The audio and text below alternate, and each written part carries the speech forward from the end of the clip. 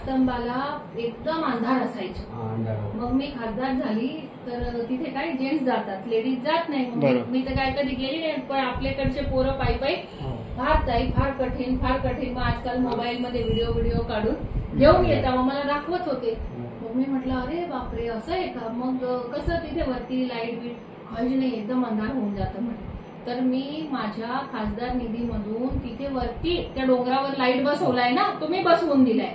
आणि स्तंभाचे डोंगर कुठे, केसी पाडवीच्या बंगल्याच्या समोर. मग तो एवढा वर्ष तिथे निवडून येतो, त्याने एवढा बी विचार केला की आपले जे आदिवासी बिचारे इथे दर्शनाला येतात, एखादा लाईट बसवून देऊ. आता तुमच्या इथे किती लाईट बसवून दिले आम्ही, सगळे चमचम करून दिलं. त्याला एक लाईट नाही बसवला त्याने त्याच्या घराच्या समोर, जिथे जत्रा भरते तिथे. असे हे लोक आहे, यांना आपल्या गरिबाचं काही घेणं देणं नाही.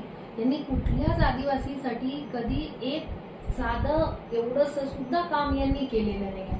आणि आदिवासींसाठी आम्हीच करतो, आमचाच परिवार करतोय. गावी साहेब करता, मी करते, सुप्रियाताई जिल्हा परिषद मधून अलग अलग योजना गावोगाव देतात. यांनी काहीच केलं नाही.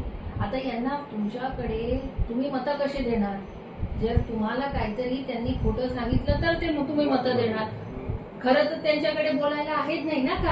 काय माणसाने काम केलेलं राहिलं तर माणूस सांगतो मी हे केलंय ते केलंय. त्यांनी तर केलंच नाही. मग ते काय तुम्हाला सांगू लागले आपलं आदिवासींचं आरक्षण चाललं जाईल.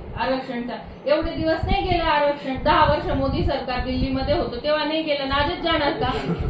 पण काय आपले आदिवासी पण भोळे असतात. अरे सगळे सांगताय म्हणजे खरंच असेल. आता हे बघा, आता ठीक आहे इथे मी नाही निवडून आली, इथे तो काँग्रेसवाला निवडून आला, पण वरती तर मोदी सरकारच आलं.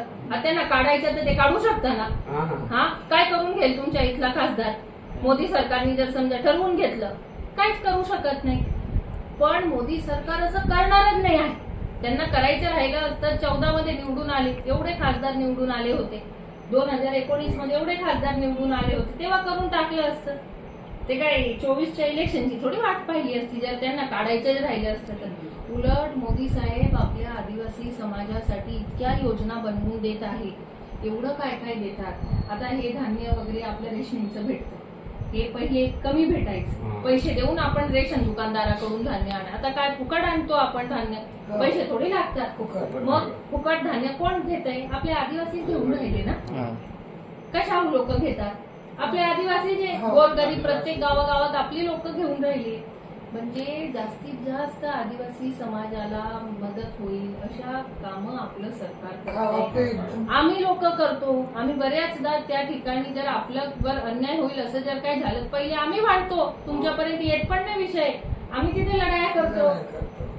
पण काय आहे, यांनी खोटं सांगितलं आणि आपले पण आदिवासींना वाटलं खरंच काहीतरी होऊन जाईल. काहीच होणार नाही होतं, पण खोटं सांगून आज आपल्या आदिवासींचं नुकसान करून दिलं. जो आता ज्या योजना येणार, आता घरकुल, मी तिथे भांडून घरकुल आणायची. आता कोण देईल घरकुल. आता इथे काँग्रेसचा खासदार. तुम्ही तुमच्या भाषणामध्ये पण बोलले होते ना, जर आरक्षण काढलं तर मी संन्यास घेईल. हो. आता हे बघा, यांनी खोटं सांगून मतं मागितली. 5 वर्षामध्ये आपलं आरक्षण केलं नाही तर हे लोक राजकारण सोडणार का.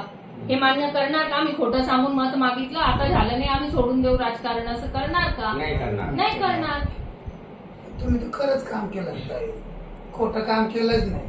आपण जे लोकांच्या भल्याचं आहे ते केलं. आणि यांनी बघा काहीच विचार करत नाही. आणि आपले पण आदिवासी लोक एकदम साधे भोळे असतात. या गोष्टीचा फायदा यांनी किती वर्ष घेतला, ते बंद करून